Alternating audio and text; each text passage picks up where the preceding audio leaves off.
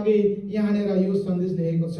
अनि 2 पदले भन्दछ, वचन प्रचार गर अनि समय र बेसमय तत्पर बस, आरती देऊ अनि हप्काऊ, उत्साह देऊ र धैर्य र शिक्षा दिने कुरामा चाहिँ नचुक। अब यहाँ हामीले हेर्यौँ भने धेरै कुराहरू पाउँछौँ। पहिलो कुरो भन्दछ वचन प्रचार गर, दोस्रो कुरो भन्दछ समय र बेसमयमा पनि तिमीहरू के हो तत्पर बस। अनि हामी परमेश्वरका जनहरू चाहिँ हरेक परिस्थितिहरूमा तत्पर बस्नुपर्ने रहेछ भन्ने सन्देश चाहिँ यहाँ दिइरहेको हामी पाउँदछौँ।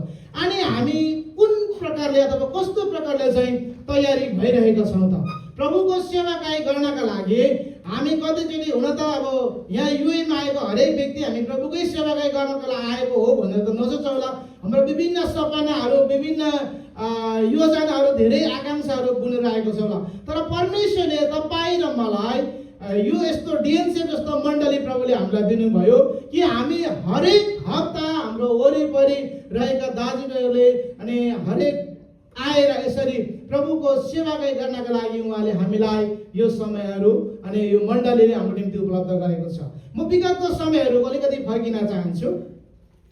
म 2011मा युएमा प्रवेश गरेँ अनि युएमा प्रवेश गर्दै गर्दाखेरि मेरो जीवनमा धेरै परिस्थितिहरू आयो। अनि यो कारणले गर्दा यो वचन चाहिँ मेरो निम्ति एकदमै लाभदायक छ। अनि म चाहिँ यो एकदमै हरेक दिन हरेक समय है हरेकचोटि म प्रभुको वचन पढ्दै गर्दाखेरि चाहिँ मलाई यो कुराले उत्साह दिन्छ।